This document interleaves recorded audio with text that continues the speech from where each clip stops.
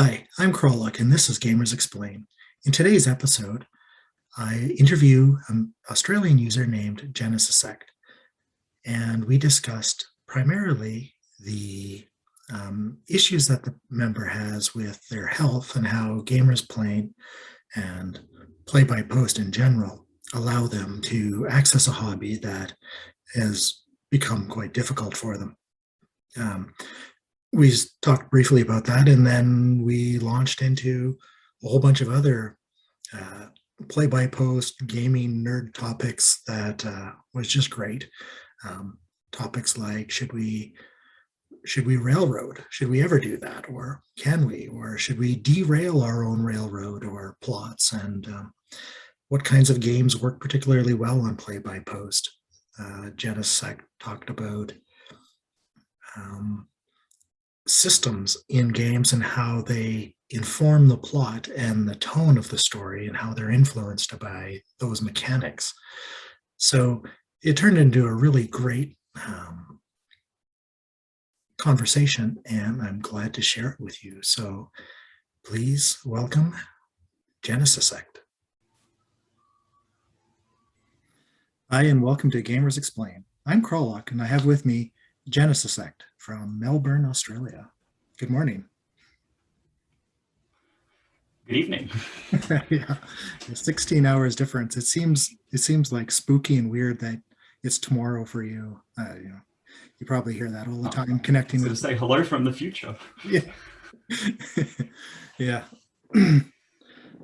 So you're just on the other side of the international date line from me, I guess. I'm not even sure where it passes. It is down the Pacific.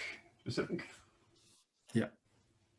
Yes. And it is very much not a straight line. It's actually quite amusing. There's a whole bunch of like small island nations that were like, you know, we'd much rather be on the Australia side of the date line than the US side of the date line. So we're just gonna like move the date line around us.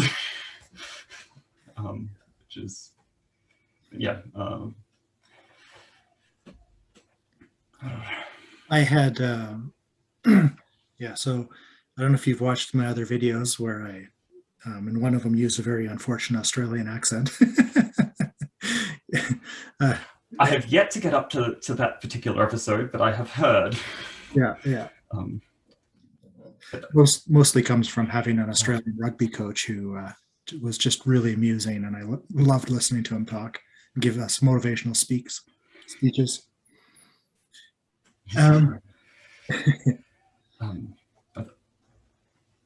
So why don't you tell me a bit about yourself and your history? When did you start getting involved in tabletop role-playing? Gosh, the first time I tried to do something in tabletop role-playing, I think I was like, it was a good 14, 15 years ago now. And I tried to invent tabletop role-playing games. I was well into reading books at the time, and I loved playing board games. So I decided that I wanted to make a board game where you could tell a book. So I set about using my D6s, and I tried to invent a tabletop role-playing game. And then my parents like found this thing, and they were like, "Oh, you know that already exists, right?" Like, they got out their AD&D box and taught me how to play D&D. And then like that Christmas, I think it was 3rd edition was out at about that time. So I got some 3rd edition books and just got into it from there. Never looked back. Played far too many systems at this point. It all started with me attempting to invent the tabletop role-playing games. That's awesome. I know when I was a kid, we played, our friend's brother taught us to play, and then we wanted to play like a James Bond type game. So we just made one, right? We basically just made rules and came up with like stats for vehicles and stuff, and spent a lot of time making it, and just never played it. But well, like, game design is a really fun thing. Yeah. Have you tried continuing that at all, like designing your own games, or? I've never what I would consider to be fully completed a game, but I have like 7 or so like half constructed things where it's like all I need to do is really sit down and like polish off this rule set, and do a little bit more playtesting, and surely I'll be able to call this a finished game system. And then I go back and I look at some of the older ones, because it's like, oh, surely the older ones are the ones that are closer to being finished, right? And I look at them, I'm like, I do not agree with this design philosophy anymore. I do not like this game. I'll just take that off the pile and put that somewhere else. Have you seen Zine Quest on Kickstarter? Happens sometime in like March or April. No, I've been real lax on keeping up with the new Kickstarters. What is it? So Zine Quest essentially is their promotion for like 1 month, where people put together like these very short, very small magazine style role-playing games. And maybe they're like $1 or $2 or $3. Maybe they're only a few pages. And so for the entire month, I think it's March. This might have been the second year they did it. They just aggressively promote within Kickstarter site these different zines. So it's a way for small games, not like 400-page tomes that you might get from a publisher, but a lot more innovativeness, I think. Yeah. Because I do participate in the is it the 100-word RPG or the 1,000? I can't remember off the top of my head at the moment what the competition is, but it's something like the 1,000-word RPG, where you have to write an entire, or 100-word RPG even, you have to write an entire role-playing system in just like 100 characters. Because I think the original competition was like it was write an entire role-playing system in, I think it's a single tweet, so 144 characters, and then it kind of like expanded a little bit out from there. And it's such an interesting constraint to play around with. It's like, I've got to be real careful with my like choice of character or word here. So that's one thing that I've been playing around with recently for the last few years. But I'll keep an eye out for Zine Quest next time. I'll see if I can get something ready for publication by that point. Yeah. Yeah, and I think it's meant to be kind of pulp and rough.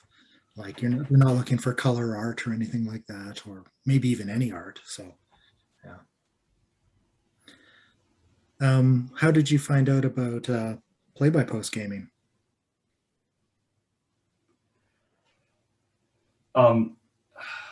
So I think it was back in 16. Sounds about right. I was on a site called Faerun RP, where it was essentially kind of like gamers playing, but with slightly less mechanical adherence and a much bigger focus on just a specific setting.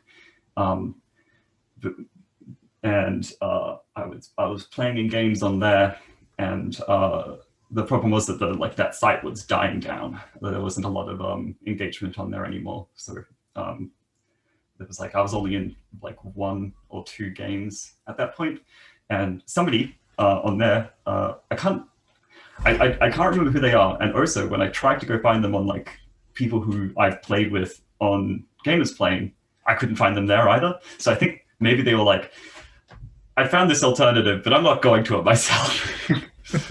And sort of weird situation.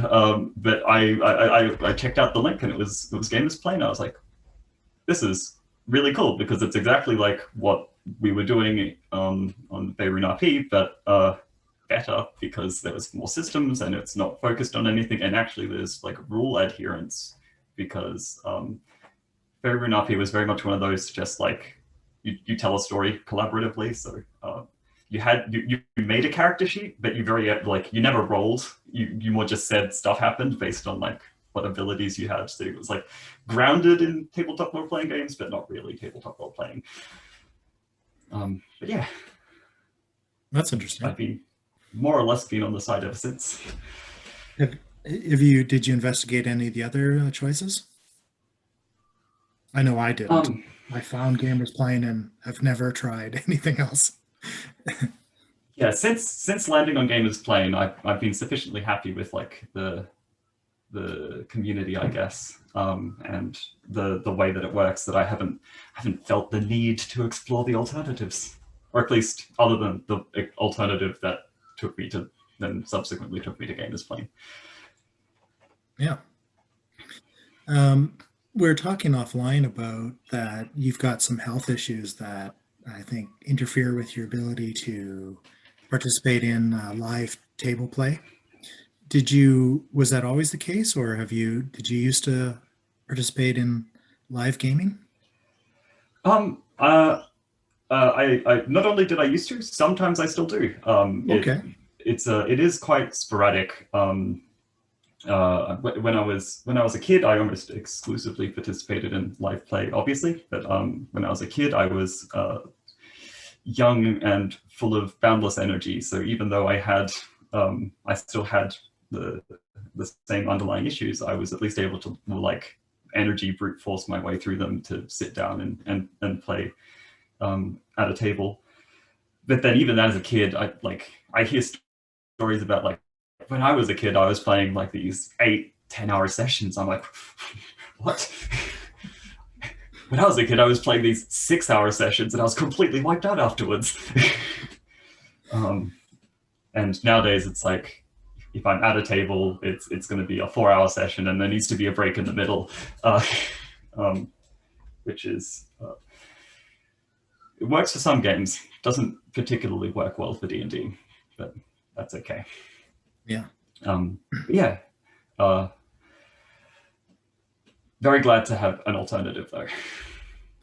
Yeah, for sure. I know a lot of people play on Gamers Plane because they just can't find local groups. Like there's people that live in small towns or communities that are remote, or maybe like me, you just can't find enough people to game, 24 hours a day.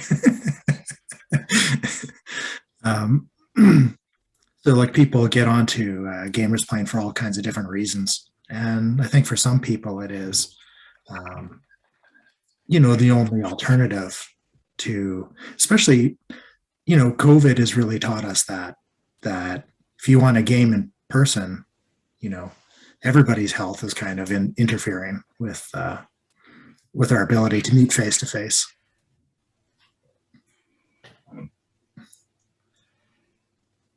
Yeah. I think my period of greatest activity on Gamers Plane, it was definitely times where I've just been completely waylaid and sort of not really getting up and out of bed or being able to do anything. So in those situations, having something like Gamers Plane where it's not just it's essentially that like a vague need to just play for 24 hours at a time, pretty much, because you sort of just want to not be where you currently are, and being on Gamers Plane is essentially being somewhere else. Yeah. So kind of like a escapism or something. Very much so. Very much so. And also a distraction, just an excellent distraction. Yeah. I'd almost say a better distraction than like trying to play, like doing something like an online play instead of a play-by-post, because I think it's like a different mode of engagement where you can kind of you can be in that space for longer. I don't know about you, but like even just being on a call can sometimes be quite wearying. But just doing the tippity taps and typing things out, you can do that for hours on end. Yeah. I'm quite introverted, and what that really means for me is that engaging socially with people, whether it's over a call or in person, just really drains my batteries. Yeah. I know that feeling. Yeah. But for some reason, for me, that doesn't extend too much to typing like messages to people. I do find that as my brain has this interesting distinction between, oh no, this is a social interaction and this is you're just typing on a computer.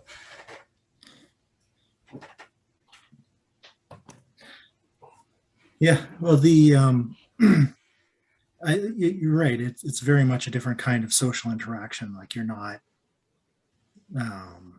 holding your face a certain way to communicate. Like you can just, you know, ignore ignore your body and just kind of focus on getting your words onto the page.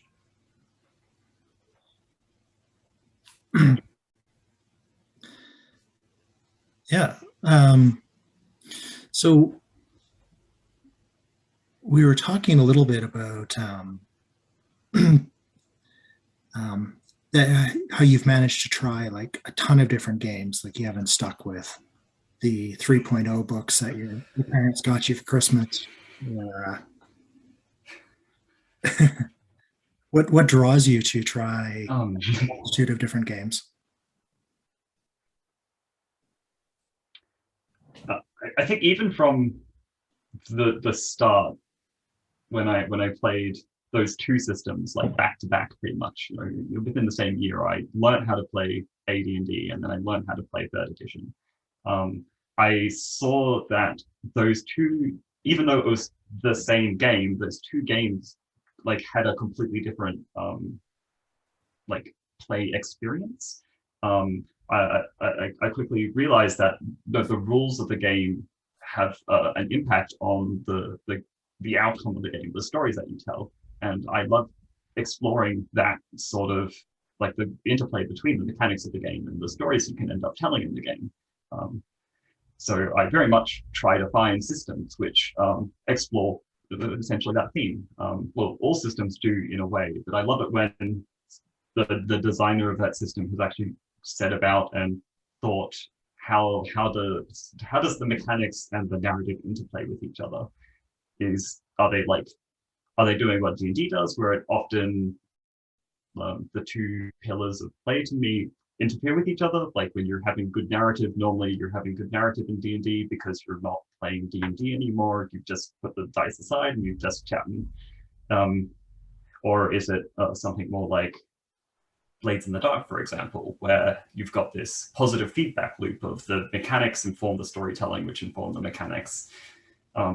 So I've always been curious about how that sort of works, and that's driven me to just try as many systems as possible.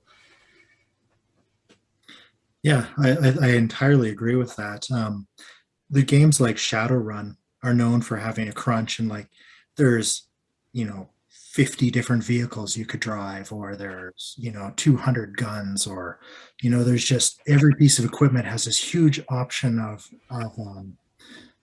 a huge range of options. And part of that, to me, through the theme of the game, gives you a sort of information overload, right? It gives you this idea that you have all of this data in the world, and it's just you can sort through it very much like you would as a decker in the Matrix, and find these little nodes and those little pieces and say this little thing. And so, like you said, the mechanics of that crunch and having and the weapons are all different. They have slightly different stats. They have different, balancing points, and so there is a reason to sort through all of that data, and I think that just fits in with the game so well. Yeah, Shadowrun is actually surprisingly good for that. It's such a crunchy system, but the way that it is such a crunchy system really, like, I feel like it feeds into the sort of narrative that like it has, where it is this very crunchy world where there's just so much information out there, and part of your job is to just sift through it and find like the one piece of important information that you need. Yeah. There's back in 1991 a game called Vampire the Masquerade came out, and I don't know if you've played that much, or the world. I've played New World of Darkness. I haven't played Old World of Darkness, so I'm familiar with Vampire. But one of the huge innovations for me was this idea that a central character trait was based upon your personality. You have a nature, which is how you internally are, and a demeanor, which is how you portray yourself to the outside world. And they can be in opposition or they could be unified, you know. Um, but this, and then one of the largest mechanics in the game revolves around willpower. And willpower is replenished by satisfying your nature and demeanor. So it's sort of this mechanical need to role play your character as written on the sheet, right? Role playing this personality. And I think that really changed a lot of gaming for a lot of people in that instead of just having, you have an intelligence score. No, you've got a specific personality trait that you have to follow. And I think it just really kind of revolutionized role playing games for me anyway. Yeah, because I feel like it's vaguely safe to say that most people have as their touchstone like D&D as their first role playing game, but D&D kind of isn't a role playing game. Like in in a really weird roundabout way, D&D is actually a tabletop minis game where you play a single character and you go around and you move that on the table. That's sort of what D&D is if you look at its like core rule books. It's a tabletop war game essentially where you play one character. Um, it's got this wonderful culture that has grown up around it where it's like, actually, no, we're more here to tell stories. But mechanically speaking, it is just a tabletop war game. Whereas that could be a spicy take. Actually, this could get us this could get us some engagement. But games like the sort of the second and most of the things in the, like what I would consider to be the first wave of role playing games were very much a similar sort of thing. It very much felt like it was more of a like very close to a tabletop war game, and there wasn't a lot of like mechanical engagement for role playing. And in fact, a lot of the mechanics were to like skip over role playing. And then things like Vampire started coming out. Gosh, I don't have the other example, but I know that there is another big system that was coming out at about the same time, which had a much larger focus on like character narratives integrating with the mechanics of the game. It's going to bug me. Fudge, maybe, or But yeah, yeah, it's a little bit later, but yeah, was it a bit earlier? It's a little bit later, but it's about right. Although even then, GURPS is the is an interesting case because they tried to make a universal role playing system, and my basic premise for how role playing system works is there is no such thing as a universal role playing system, because one role playing system will not be able to tell all kinds of stories. yeah, Yeah. I think we would both agree on that. Is that the flavor of the system of the mechanics informs the type of play that you're going to evoke at the table, and so you can do anything with any system. You don't need mechanics to role play and tell good stories. But like you said, if the system itself, like D&D, has no real motivation built into it in order to encourage character role playing, then that's likely something that can easily fall aside. Gosh, my favorite example. It's been my favorite example for some time of like just a system that works so well for telling a story is it's a system called Reflections by Jim McClure. It's like a small system. Wouldn't expect many people to know it. I did run like a game of this. It's actually still on running because of how the game works in exPlane. And essentially it's a two-player RPG. One person is playing one samurai, the other person's playing the other samurai. You start with like this dramatic sequence where you're like doing your announcements just before you start a duel. And then it's like scene break. It's like written into the mechanics of the game. It's scene break, and then you jump back to like where it all began, and you play like vignette by vignette of just the the events that led up to that dramatic moment. And throughout the whole time, virtually no role play, like lots of role play, virtually no dice rolling involved. The only thing that happens is at the end of every scene, you kind of like bid on what might happen in the scene, and then you, depending on what you get, you either get like, I can't remember what they name the two different kinds of dice, but it's like angry dice and not angry dice, based on whether or not you bid correctly. And then in the end, you pick up all your dice. It's a reasonably short. It's 100% a one-shot sort of system. You're not supposed to like do a long form story. It's very much a, and it's interesting actually because it's been vaguely designed so that if you were doing it face to face, it'll take about an hour and a half, like to 2 hours at most. So like it was designed with this very specific, this is about how long this game should go for, and this is the exact story that you should tell. But yeah, the final resolution, you pick up your dice for the first time. You decide whether or not you're rolling with anger, which, you know, which is just a decision really that's based on like, in the moment, is this character approaching this duel calmly or angrily? Anger, you pick up your angry dice as well, and then you just dump this like fistful of dice on the table, and you count how many like of the highest dice number you have, and then you compare with the opponent, and that's it. That's the end of the duel. The second it's like, well, you've got more sixes than I do, your character strikes mine down, and that's it. You never talk about the fight scene, which is hilarious because it's this long running like thing setting up this massive fight, and then it's a one and done. You roll one dice, and then my favorite part, which was impossible to integrate into Gamer's Plane, is throughout the whole time you've been filling out this like character sheet with all of your assumptions about what was going to happen in the scenes. You have to hand that over to your opponent, and they pick it up and they tear it in half in front of you. It's such a cool mechanic. It's like, your character is dead. I struck them down. I'm going to destroy your character sheet now. And it's such a cool. The mechanics of the game was so carefully designed and so carefully like constructed around the idea of this is exactly the story you're going to tell.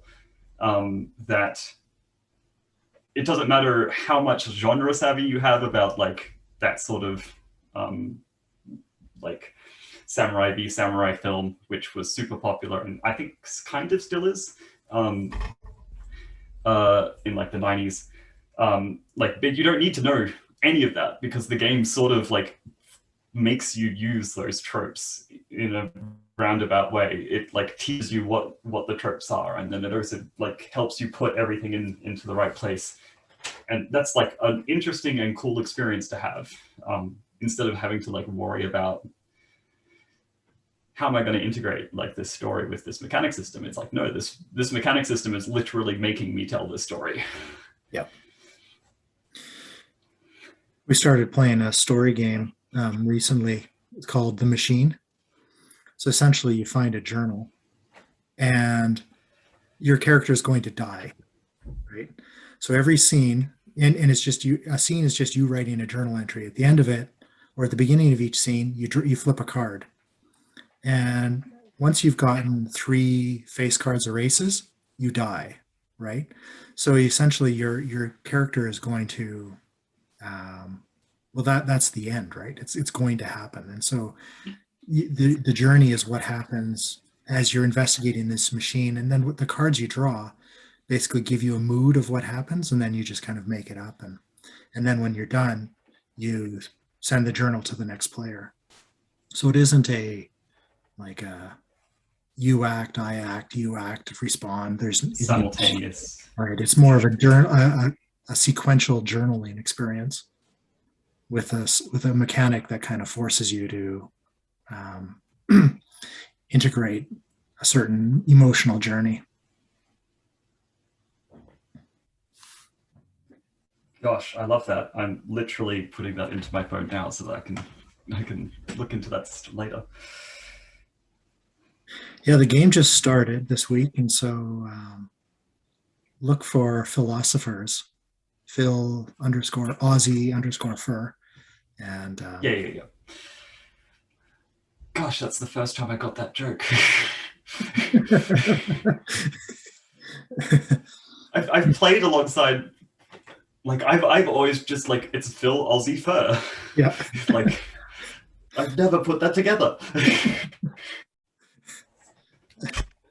I interviewed him a couple of weeks ago and I didn't ask him about it.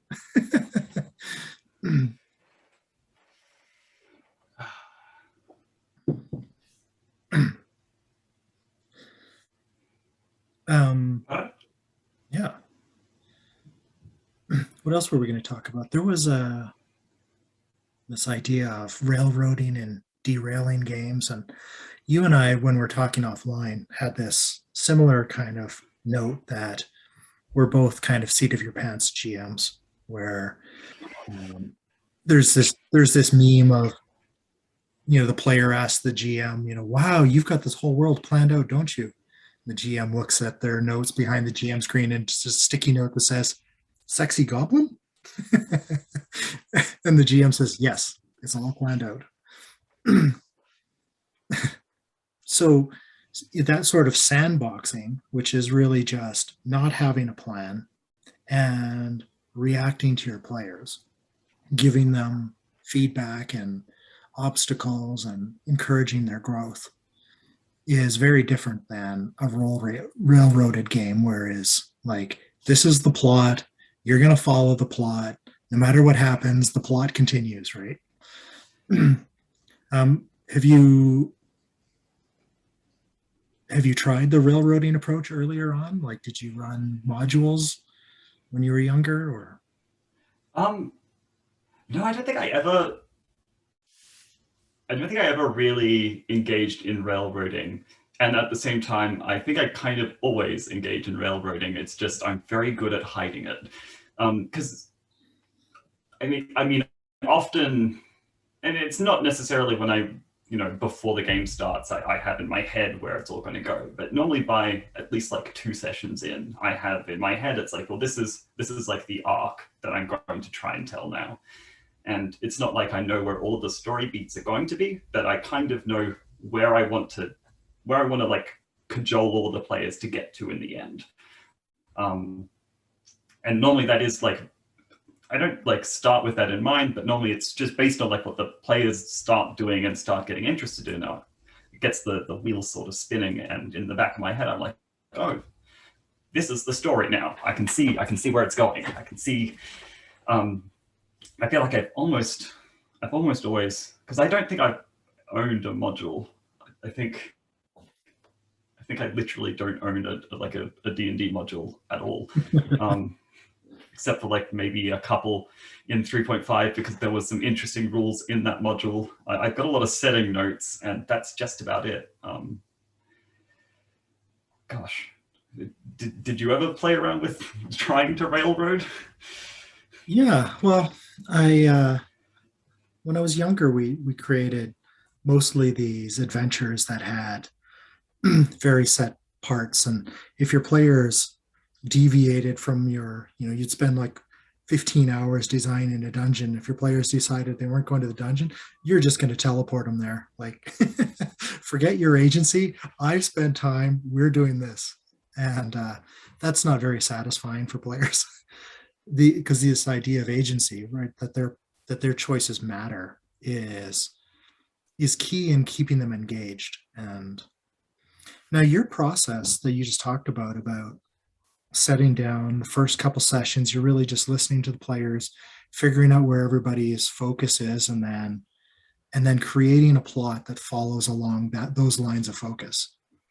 That seems to be something that people tout as a design feature of Powered by the Apocalypse games, where like games like Masks, where you don't have a setting, you sit down, the players through their creating backgrounds in a round robin kind of way generate the setting, and then the GM is really stuck with that setting. And so it seems like a mechanical way of trying to enforce what you're doing somewhat naturally.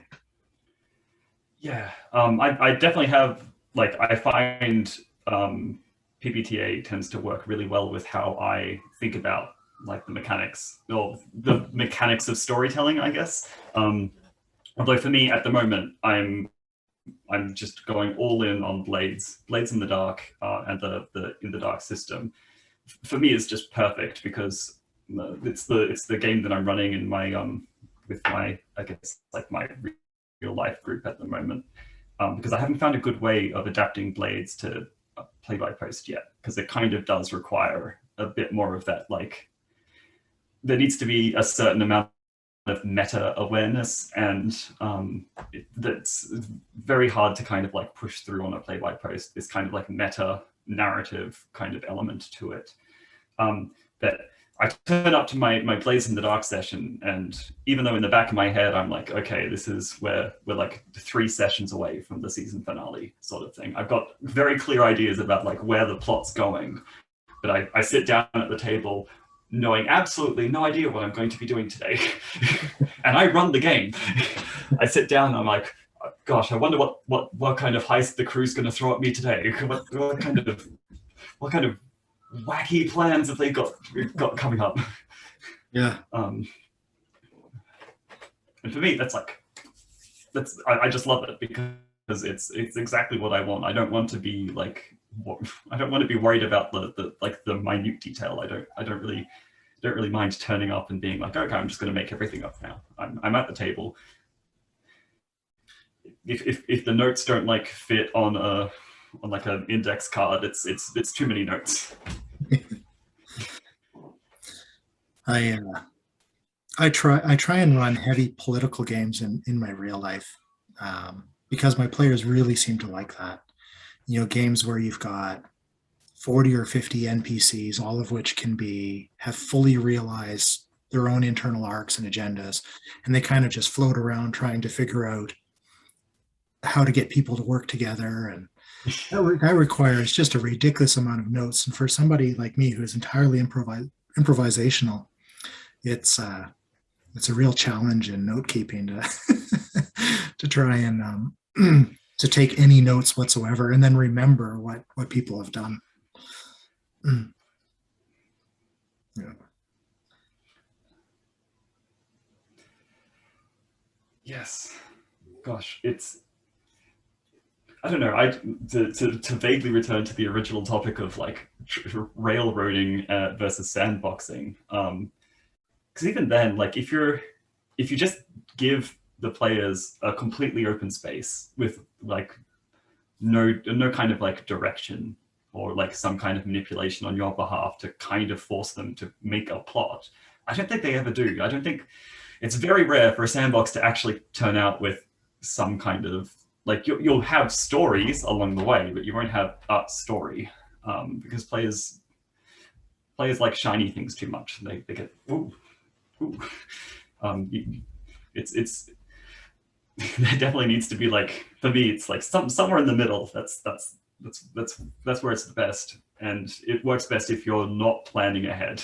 Or at least for me, it works best if I'm not planning ahead, because if I plan ahead, I'll probably just ignore what past me said anyway and just make up stuff. Yeah, it's funny to look at my notes at the beginning of games, because once I've got that idea of an arc in mind, once the players have told me what they're really interested in, so I've created a story arc, and then a year later I'll look back at my notes and like, we didn't do any of this. who are these NPCs I made as like the linchpin villains they never came up. Gosh, one of the things that I did try to do when I was younger was I tried to do like a bait and switch, sort of like it was this villain all along sort of thing. And we literally never got to the point where I got to do the bait and switch. Like too much other stuff happened, which like kept distracting the players from getting to but that was the villain all along moment. And it was a great game. Like it ended with like a massive inter-party betrayal where the the party was in like an incredibly dangerous spot, and then the rogue just killed the wizard, and end season.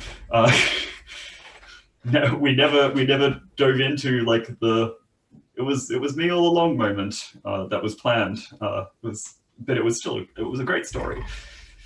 It's just all of those all of that planning was like, no. And I think it's really because, at least for the style of GMing that I tend to use, it kind of doesn't make sense to have something not in front of the players. Like the players sort of need to have a sense of like, we're heading towards this thing. So ever since then, it's been like, if it's like a manipulative or like political style campaign, it's more of the like, you're going up against the Lex Luthor character sort of thing. It's like, I know you're evil. You know that I know you're evil, but they don't know that that you're evil, and that we're even having this fight. So we're going to have this great game together now, where we're going to try and prove which one of us is right and which one of us is wrong, sort of situation. Yeah. Because otherwise, if the players don't know about it, it essentially doesn't exist. The players will never run towards something that they can't see coming. And hurting players is completely pointless. They'll never willingly go in the direction you want them to go in. No, there are a few tricks. And I saw this video once. I can't remember the name of the guy. He's like the storytelling GM or something like that. And he would just tell these stories about gaming. And one of them was that if you ever want the players to do something, steal their money. Just steal something from them, right? So you could be like a 10th level player and you've got like a castle, but if somebody comes along and steals 50 copper pieces out of your wallet and runs away, the players will hunt this, and the next year hunting them down to get their stuff back, right? Gosh, I do actually want to test that now. Like, what's the marginal value required? Like, is it literally anything? Could you go completely like RP object, like the thief comes by and like snips off part of your scarf and keeps running? Will they chase them down? Yeah, to the extreme of that, when I moved to the city that I moved to, I joined a gamers club in university, and the first game I played in was AD&D, I think. And the first scene was a beachside wedding. So the paladin in the party was marrying this woman, and then just as they say I do, is basically this pirate ship comes in and kidnaps her, and then sails away with the paladin's bride. Right? We spent the next 9 levels chasing down this stolen bride. Right? And this led to an epic confrontation at the end, where we all basically just stand back and said, the paladin and the evil villain were just going to go fist to fist and fight it out. But that's a little more than 57 copper pieces. No, stealing a human being, I feel like that's definitely that's the impetus for an entire arc.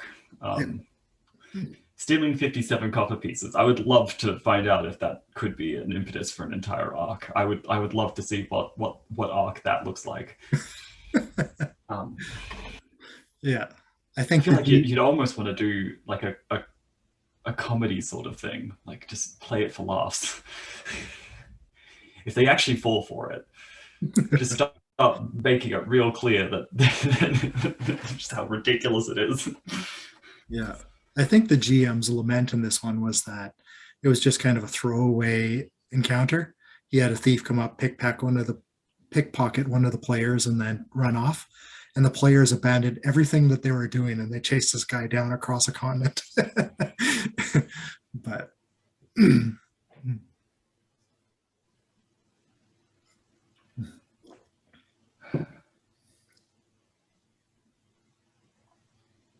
so if you ever derailed your own plot, here's a random question for you. You've created your own plot, you're following the character's focus, and at some point just flipped the board over and said, everything's changing, we're doing something something completely just randomly terrible happens, or I don't know, just spitballing.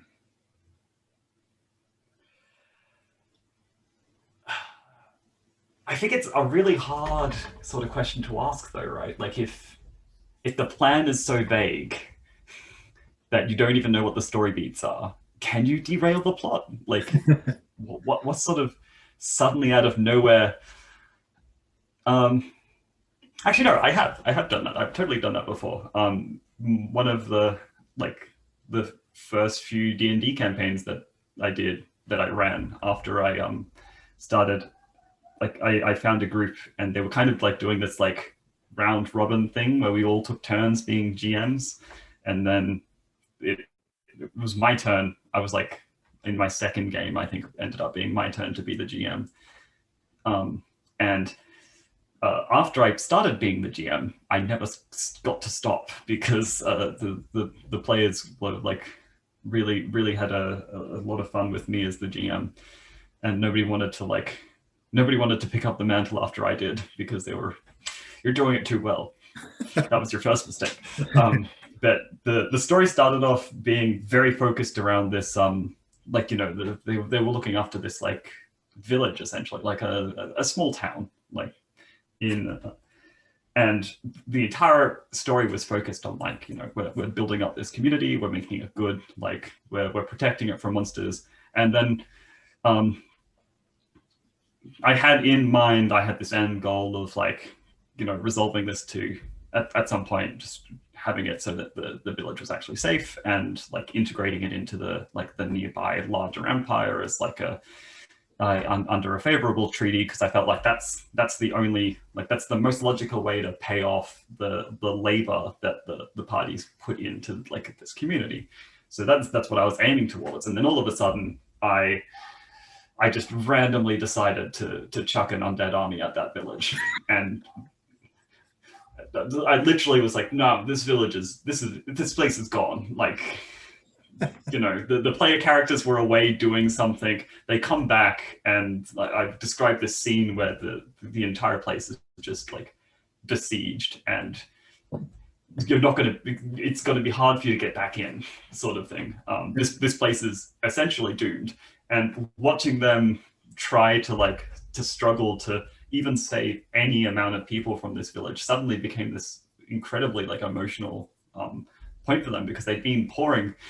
And I don't know exactly why I did that, because I wanted to elicit that response. It was like the story was stagnating. The resolution wasn't going to be particularly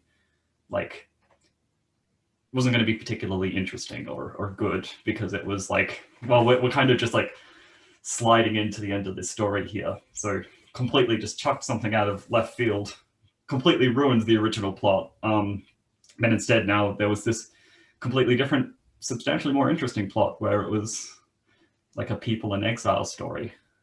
Yeah. Which is good fun. So yeah, I have derailed my own plots before. Yeah. Well, that's a good example, because if you've got everything railroaded and planned out, even if it's not a railroad, but a you know, lightsaber duel on a roller coaster, you know, you're still going towards this finish, and derailing it can certainly add that sense of newness and change the entire perspective. I used to run a Space Master game, very crunchy system from the 90s based on Rollmaster, and just a wildly successful game. But one of the things that really made it work for me was once or twice a session, I would just pick up a pair of percentile and drop them. If I rolled a 5 or less, I derailed my own plot just completely. So like one example is they're working for the intelligence service of the human empire, space empire. And so they're going along in a hover car, and then I dropped the dice and I rolled like a 2 or something. So I'm like, bang, a shot cracks and your contact is killed, just like by this sniper. And so then they chase down the sniper and they find like terrorists with fusion weapons, and then this leads into an entire plot, and then aliens, and it just got whatever I had planned before that. It was just completely, they just followed it and jumped, and but that kind of excitement is hard to plan. Yeah, like it is. I was gonna say it is hard to plan for just incredible excitement, but also sometimes it's really easy to plan for incredible excitement. It sort of depends on the group that you're playing with. But I love spur of the moment decisions. I guess that's the entirety of my like GMing style is just I love coming up with random stuff and then dealing with the consequences. And I love it even more when the players come up with random stuff and then I get to deal with the consequences and then force them to deal with the consequences. Yeah. Because to me, that's the best part about collaborative storytelling. If I wanted to write a book, I would sit down and write a book. I'm not just here to like create, I've got this plot that I've got, and I just need you guys to fill out the dialogue for me. To me, that seems like such a such a weird idea to have. It's like, oh, I know exactly what's going to happen. I just need y'all can sit around and fill in the details of like what the characters were feeling. Yeah. To me, that doesn't make sense. Like, it's a collaborative story, so you really should be like sitting down and being like, okay, what are you guys interested in? Where do you see this plot going? Even just like sitting down, I don't know how many. I've never had this happen to me, so I don't know if it's a common thing. But just sitting down with your player and asking them, so where do you see like so and so's arc going? Like, where do you see your character where do you see your character in 5 levels? Not in terms of like, what the build is going to be, but like, where are they going to be at with their life? Like, do they want to be an adventurer forever? Or do they want to settle down and retire in this like cozy little city? Where are they going? Why are they doing this? Under what circumstance would you be like happy to like see this character go? I tend to do that a lot for a fair number of my games. Like if it's anything with a longer sort of play style to it, sitting down with the players after 5 or 6 sessions and being like, so I've started to think about the future now. Have you started thinking about your future yet?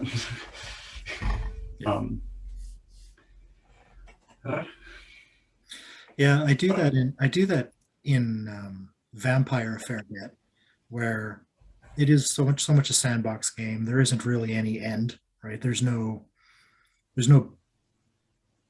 I never plan an end. Like I never really plan some kind of big confrontation and then they win Vampire or something, right? Or they can go to retire. They're immortal, right? Their hunger only grows.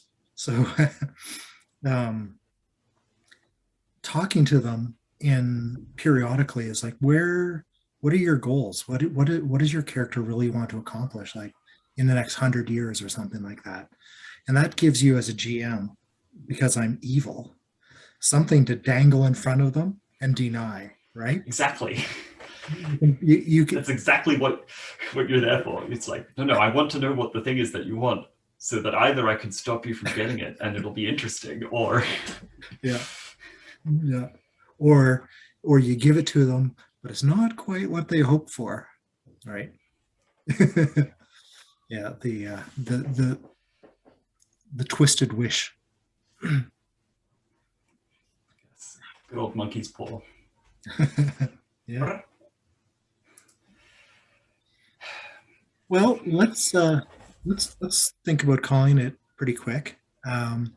One last question for you, and you might have already answered it indirectly, but what do you think is one thing that every play-by-post user should know about gaming? Is that like gaming on the platform specifically? Yeah. Or Yeah. like just in general? I said it at the start, I'll say it again. If don't feel bad about having to drop out of games, but let people know. because like 100% from my perspective, sometimes I'm doing fine and I'm in so many games and it's okay, and then other times I completely run out of bandwidth and I can't handle it anymore, and I feel bad, and I know that I'm dragging these games down with me. So the best thing to do is to just say sorry, I can't anymore, but also to let people know, because if you just disappear, it's not good. So use the there's the absence. The absence thread is certainly still going. It's going to be massive now, but like just drop into the absence thread and be, hey, I'm going to be absent for a little while. Feel free to replace my character, or feel free to write me out of the plot, or anything like that. Because, gosh, as a game runner, you don't want to be sitting there being like, I've got 2 people on my sheet who haven't contributed in the last 2 months, and I don't know if they're ever coming back or what's happening. Yeah, and so you've done that a couple times, I think. You've I've definitely done that a couple of times. and just for the casual viewer watching this, you've been a member of the site for like 5 years or something. Something like that. I've been around for a while now. Right. So you haven't felt that you've needed to just delete your old account and create a new one. No, you've come back successfully from that. I'd have to like rebuild all of my like vague amount of cred if I deleted my account and started a new one. Yeah. All right. Well, do people even like? Is that a thing? If people like are away for a while, do they delete their old account and make a new one? That seems like such a. Interestingly, in the interview I did with Hero Among Men, when I was chatting with him, I found out that he had done that, and so we talked about that in the video where he had been. He'd actually been in my Princes of the Apocalypse D&D 5th edition game under a user called Chief 12 Justice, and then basically at some point he just life hit him and he just disappeared, right? And then after like a year, when life settled down again, he's like, I never told anybody, I feel so bad. So he just created a new user and pretended like that the old him was somebody else.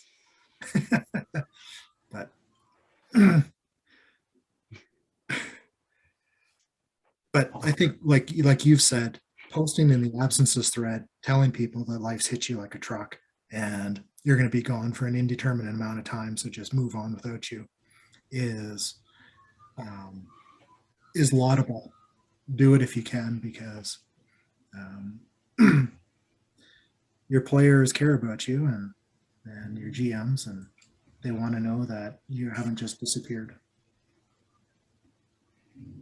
Yeah, and I mean, like, it's definitely preferable to know. Like, I don't think anyone would rather not know whether or not this player was gone, even if it's like I'm going to be gone for like 2 weeks and then I'll be back. Just dropping it into the absence thread is just the good way of doing it, especially if you're in too many games, like most of us are. How many games are you in? What's your secret number? At the moment, I've been really good and responsible. I'm only in 2 games. One of which is kind of not going at the moment. So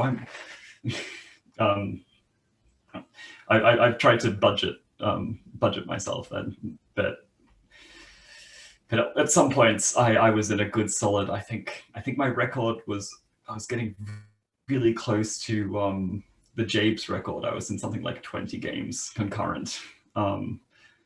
And I was sad that I wasn't able to. I was just short of the Jabes record of concurrent games. Yeah, I think it was on like 22 at that time. So I was like, yeah.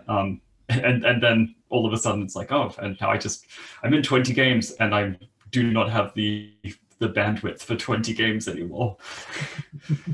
Time to prune the list down a little. Yeah. I like the concept of the secret number. That's definitely That wasn't on your list of questions, but you should add that on there. Yeah, yeah. All right. Well, thank you very much for joining me, Genesisect, on Good to be here. Yeah, same.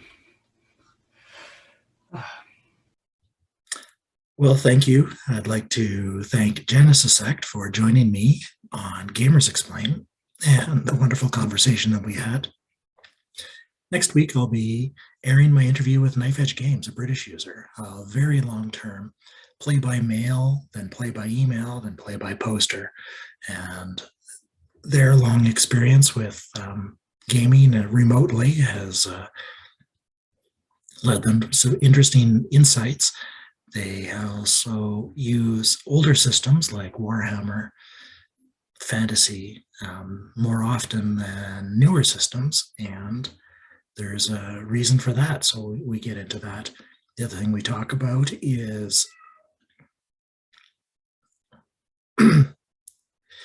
running games for long periods of time. The Warhammer Fantasy game that he runs for me is in its 5th or 6th year.